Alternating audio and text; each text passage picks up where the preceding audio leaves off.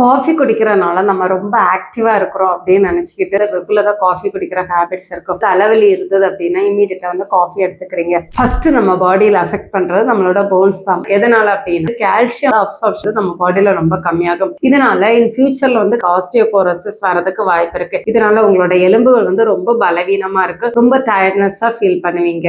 Second வந்து iron deficiency வரதுக்கு வாய்ப்பு இருக்கு. இதனால கண்டிப்பா வந்து அனீமிக்கா இருக்கலாம், ரொம்ப டயர்ட்னஸ் இருக்கலாம். தென் வந்து பாத்தீங்க அப்படின்னா வந்து வைட்டமின் B1 வந்து உங்களுக்கு அஃபெக்ட் பண்றதுக்கு வாய்ப்பு இருக்கு. இதனால நம்ம பாடியில இம்யூனிட்டியையும் அதே மாதிரி நம்மளோட நர்வஸ் சிஸ்டத்தை வந்து பாதிக்கிறதுக்கான வாய்ப்பு இருக்கு. பட் இதுல இருந்து நம்ம எப்படி வெளியே வரணும் அப்படின்னா, சாப்பிட்ட உடனே காஃபி குடிக்கணும் அப்படின்னு நினைக்கிறவங்க தயவு பண்ணி சாப்பிட்டு ஒரு 1 hour கழிச்சு காஃபி குடிக்கிறது ரொம்ப நல்லது. அதே மாதிரி ஒரு நாளைக்கு 4 to 5 times நான் காஃபி குடிக்கிறேன் அப்படின்னு நினைக்கிறவங்க மேக்சிமம் 2 timesக்கு மேல வந்து எடுத்துக்க வேண்டாம். அதை மீறி வந்து உங்களுக்கு காஃபி குடிக்கணும் அப்படிங்கறது மாதிரி தோணுச்சுன்னா தாராளமா வந்து நீங்க ஹெர்பல் டீ எடுத்துக்கோங்க. அப்படி இல்லைன்னா நிறைய வந்து ஃப்ரூட் ஜூஸா வந்து மேக் பண்ணி எடுத்துக்கிறது ரொம்ப நல்லது.